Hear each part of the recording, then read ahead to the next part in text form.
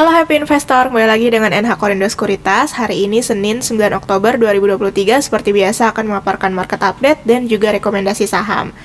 Kita lihat untuk outlook hari ini. Jadi saham-saham di Amerika Serikat menguat pada hari Jumat, dipimpin oleh saham-saham teknologi yang ditutup menguat tajam karena investor menilai laporan yang menunjukkan tenaga kerja Amerika Serikat meningkat pada bulan September dengan pertumbuhan upah yang melambat. Nah, sektor teknologi ini naik paling tinggi di antara sektor S&P 500 lainnya, lalu diikuti dengan layanan komunikasi. Saham-saham mulanya turun setelah data tenaga kerja ini menunjukkan lapangan kerja Amerika Serikat meningkat paling banyak sejak 8 bulan terakhir, namun mulai rebound pada sore hari. Kemudian, para pengamat pasar menimbang apakah The Fed akan menaikkan suku bunga setelah lonjakan yield obligasi jangka panjang Amerika Serikat baru-baru ini. Yield Treasury Amerika Serikat untuk tenor 10 tahun ini telah mencapai level tertinggi dalam 16 tahun terakhir pada hari Jumat.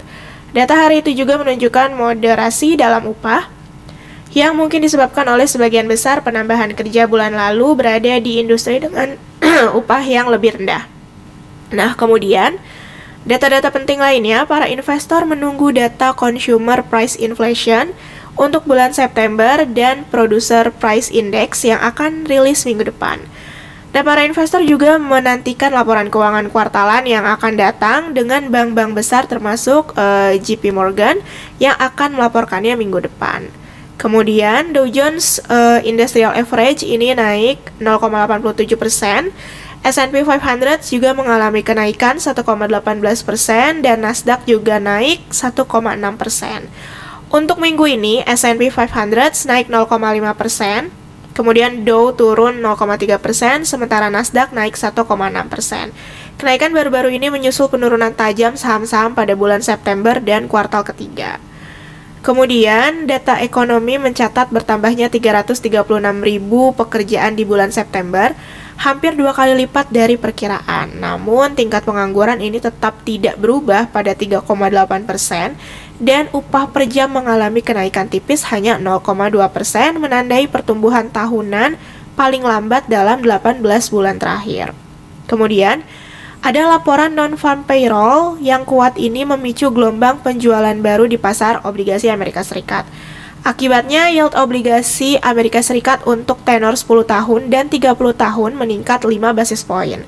Nah, yield 10 tahun mencapai level tertinggi yaitu 5,21% secara intraday, sementara yield 30 tahun menyentuh level tertinggi sejak 20 September 2007. Nah, meski pertumbuhan lapangan kerja melampaui perkiraan, kekhawatiran tentang lambatnya kenaikan upah tetap ada. Pertumbuhan upah yang minim berpotensi membawa dampak belanja konsumen dan inflasi, alias dua faktor kunci yang dipertimbangkan oleh The Fed ketika menetapkan suku bunga. Nah, kemudian dari komoditas sendiri ini ada penurunan harga minyak. Harga minyak turun 9% hingga 11% pada minggu sebelumnya. Hal ini menandai penurunan mingguan paling signifikan sejak bulan Maret. Dan penurunan ini disebabkan oleh tingginya imbal hasil Treasury Amerika Serikat dan menguatnya dolar Amerika Serikat serta menurunnya konsumsi bensin. Nah, adapun dampak geopolitik, konflik Israel dan Hamas berpotensi berdampak pada harga minyak, meski besarnya belum diketahui secara pasti. Nah, perhatian terfokus pada Iran yang terkait dengan Hamas dan merupakan produsen minyak yang signifikan. Jika Israel menanggapi Hamas dengan tindakan melawan Iran, hal ini dapat mempengaruhi pasar minyak. Kemudian, menimbang posisi IHSG lalu yang ditutup di bawah ketiga moving average, kami pun masih menyarankan wait and see sambil menunggu IHSG ini mendarat di support yang solid atau berbalik menguat menembus ketiga resisten MA ke atas 6950 lagi. Kemudian untuk most active stocks di hari Jumat itu ada BBCA, BBRI, AMMN, MEDC, Meta, Telkom, BBNI, BRPT, Goto, dan BMRI. Sementara untuk transaksi foreign tercatat net sale sebanyak 27 miliar rupiah dengan top foreign sale-nya ada BBRI, Goto, BRPT, Kalbe, dan PGO. Sementara untuk top foreign buy-nya ada BBNI, Telkom, ASII, MTEK, dan AMMN. Kemudian untuk company news, yang pertama ada dari TAPG yang memprediksi pertumbuhan produksi CPO pada kuartal 3 2023 ini naik kurang lebih 10% dibandingkan kuartal sebelumnya, mengingat CPO yang akan memasuki masa puncak panen. Hingga September 2023, perseroan telah memproduksi kurang lebih 720.000 ton CPO dan optimis akan terus bertambah hingga akhir tahun. Nah, perseroan mengungkapkan target produksi tahun ini tak berbeda jauh dengan target tahun lalu. Jika merujuk pada catatan kontan di tahun 2022, TAPJ sebelumnya menargetkan volume produksinya mencapai 1,04 juta ton. Kemudian yang kedua ada BWLPT yang akan membangun pembangkit listrik tenaga biogas. Hal itu dilakukan untuk pengembangan energi baru terbarukan. Nah, BPP itu mengambil lokasi di salah satu pabrik kelapa sawit di Kalimantan Tengah. Lebih rinci, tujuan proyek tersebut untuk mengolah limbah cair pabrik kelapa sawit atau palm oil mill effluent menjadi energi terbarukan. Nah, proses untuk menghasilkan energi listrik itu mengurangi emisi gas rumah kaca melalui penangkapan gas metana. Adapun untuk mewujudkan proyek itu, perseroan bersinergi dengan PT Anzara Janitra Nusantara atau anak perusahaan atau afiliasi PT ABM Investama atau ABMM. Kemudian ada PT PP yang mana bebas dari tuntutan penundaan kewajiban pembayaran utang atau PKPU. Majelis Hakim Pengadilan Niaga Makassar mengabulkan permohonan penjemputan PKPU sementara perseroan. Kemudian untuk domestic and global news, dari dalam negeri sendiri ada penutupan operasional platform TikTok Shop dinilai membuka peluang perdagangan produk impor dengan harga murah ke platform lain. Nah, Direktur Ekonomi Digital Selius Nailul Huda ini mengatakan penutupan platform tersebut hanya memindahkan barang impor dari TikTok ke platform dagang elektronik lainnya atau e-commerce lainnya. Nah, bahkan termasuk juga transaksi melalui Instagram maupun WhatsApp dengan sistem keamanan yang tidak terjamin. Nah, di sisi lain beliau juga menilai penutupan operasional platform tersebut akan berdampak terhadap bisnis niaga elektronik lain yang menjual barang murah impor dan membuat produk impor tetap dominan. Kemudian dari globalis sendiri ada Israel yang belum pulih dari serangan paling mematikan yang pernah terjadi di wilayahnya, menyatakan perang melawan Hamas pada hari Minggu kemarin. Jumlah korban tewas dalam konflik tersebut melonjak di atas 1.100 orang setelah kelompok militan Palestina ini melancarkan serangan kejutan besar-besaran dari Gaza.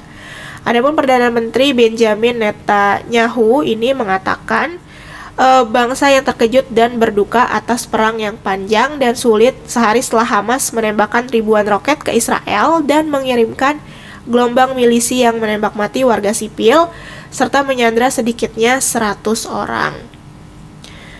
Kemudian kita lanjut untuk Global and Domestic Economic Calendar. Hari Senin ini kita menantikan data dari Cina mengenai money supply M2.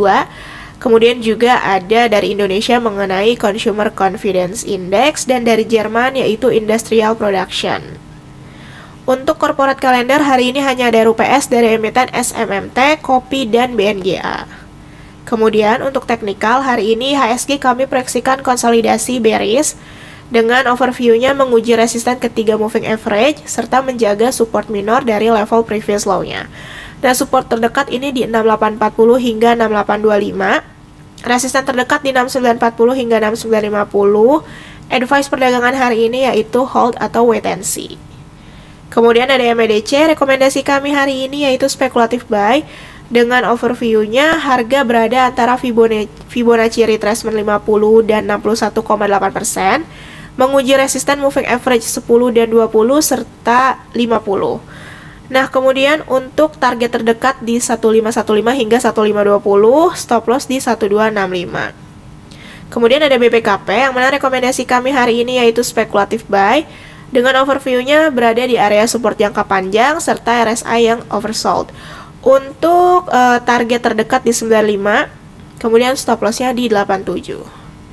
Kemudian ada YNKP, rekomendasi kami hari ini yaitu spekulatif buy dengan target terdekat di 10.900 hingga 11.000, stop loss di 9.100.